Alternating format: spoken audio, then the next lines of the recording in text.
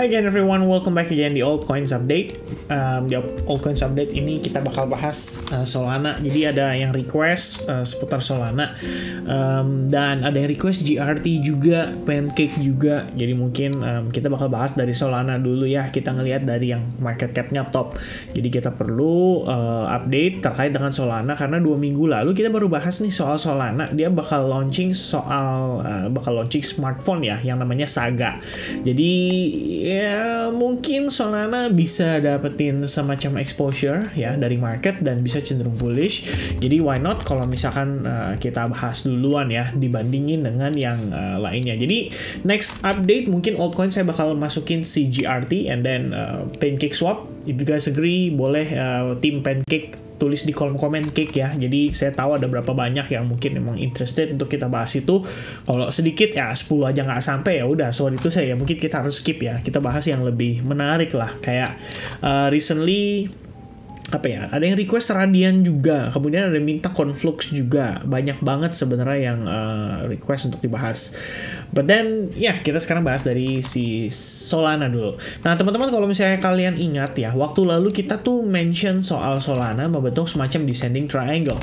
Jadi kalau misalnya patokannya dari time frame daily, kita ngelihat Solana ini udah break ya dari si descending triangle-nya itu. Tapi kabar baiknya ini kalau kalian lihat ini note yang masih ada pada saat itu 20,15 itu adalah area demand zone yang kita bisa dibilang antisipasi ya, karena kita lihat di sini area tersebut so far sih nahan untuk si Solana. Bahkan closing candle di hari Jumat lalu membentuk semacam bullish engulfing di time frame daily, jadi di area demand zone-nya. Nah, cuman Sabtu Minggu ya wajar lah ya low volatile. Kita ngelihat nih ada shooting star, kemudian ada kayak pin bar, but then hari ini kelihatannya kondisi tersebut diinvalidasi. Tapi di sisi lain, waduh ini ngomongin banyak, by the way banyak tapinya ya guys ya. maaf ya. Intinya kalau kita lihat hari ini ya, progres pada si Solana, breakdown terhadap support, testing terhadap support ya. Faktanya adalah kalau kalian perhatikan area ini ya sebelumnya support ketahan terus, close candle juga berhasil di atasnya berkali-kali. But this time rejection juga terjadi dari area yang sama. Jadi kita bisa asumsikan bahwa ini ada support becomes resistance ya pada pergerakan si Solana untuk jangka pendek. Nah, kalau misalnya lihat bigger pictures-nya, seandainya kalian notice nih, kalian katakan misalnya kita ngelihat ya bahwa progress ini kalau kita perhatikan baik-baik ya, ini adalah kenaikan yang impulsif dan ini adalah progress yang korektif. Saya setuju. Dan bahkan kalau teman-teman mau tambahkan pun ini bisa aja membentuk semacam falling wedge pattern. But untuk memastikan si Solana di sini terkonfirmasi dia berhasil kembali bullish, syaratnya kan harusnya dia berhasil break di exponential moving average 21. Plus dia juga harus bisa ibaratnya apa ya, mungkin break lah dari si falling wedge-nya ini untuk memberikan kita konfirmasi bahwa harga tuh sudah siap untuk di markup. Jadi kalau misalkan pergerakan udah di atas $22, nah ini harusnya very likely Solana punya potensi untuk rebound kembali dan mungkin testing ke level-level resistance seperti di $25 dan $27 ya untuk di bagian atasnya. Dan ini kelihatan dari time frame daily ya, kita perlu konfirmasi itu. Ya paling enggak bullish engulfing yang terbentuk di demand zone ini menunjukkan bahwa buyers itu masih bersedia untuk nahan dari level itu. Tapi tidak mengubah fakta bahwa lower time frame seharusnya masih cenderung bearish untuk si Solana.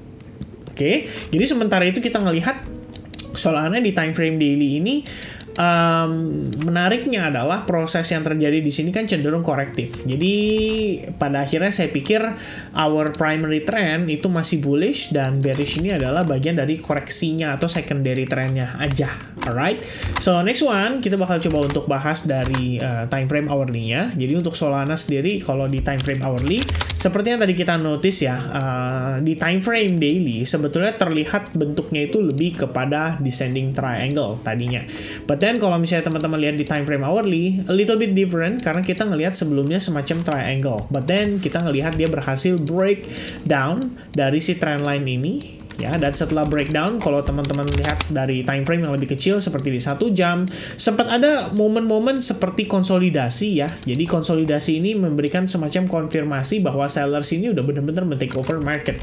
And then prosesnya mencangkup ya, meliputi koreksi naik, rejection kembali pada area supply zone-nya, dan harga create new low level. But then after that, kalau kita lihat nih, progres kita saat ini itu sudah tampak seperti berusaha ya untuk ngelewatin area supply zone itu. Jadi note pentingnya di sini adalah area supply zone. Reasonnya kenapa? Karena sempat melakukan ada konsolidasi ya sebelum akhirnya turun lebih jauh, harga naik, testingnya pun ke sana sebelum akhirnya terreject lagi. Jadi saat ini kalau kita perhatikan ya, ini udah hampir ya recovery di atas supply zone-nya, tapi belum benar-benar successfully. Karena kalau kalian perhatikan, selain volumenya kecil, kemudian kita lihat lagi juga ya prosesnya belum begitu strong lah ya, belum begitu candle-nya tuh belum begitu kokoh gitu loh untuk dia close di atasnya. Tapi paling enggak, kabar baiknya adalah kita udah ngelihat dia sukses break dari area resistance ini, dan proses ini seharusnya adalah pullback ya dari bagian breakout tersebut. Jadi di area ini harusnya akan kita label sebagai demand. Jadi kalau misalkan harga kembali ke bawah pun, ini sebenarnya masih dalam satu kesatuan pergerakan yang sama, kecuali di time frame 15 menit karena sempat ada konsolidasi. Jadi ini adalah area demand yang bisa dibilang terbentuk dari time frame yang lebih kecil. Nah, kalau seumpama nih harga si Solana breakdown dari area ini, kemudian terkoreksi lagi lebih jauh sampai testing ke demand zone, maka ada high chance ya kita bisa rebound lagi untuk sementara waktu. Jadi jatuhnya lebih kayak sideways untuk si Solana ini. Nah, sementara kalau teman-teman notice, ini kan bigger pictures, ini adalah area major support untuk Solana dari time frame daily yang tadi kita sempat take note ya sama-sama.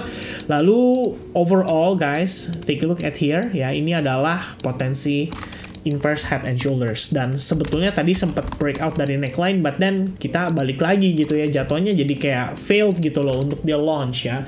Cuma kalau misalkan proses turunnya ini cenderung korektif, sebetulnya malah jadi opportunity yang menarik untuk dimanfaatkan pada long position. Jadi tinggal kita lihat aja ya, kira-kira gimana reaction dari buyersnya setelah harga terkoreksi, apakah kita mendapatkan semacam semacam reaction dari mereka, dan mereka menunjukkan kepada kita bahwa mereka tertarik gitu loh ya untuk melakukan akumulasi kembali pada si Solana.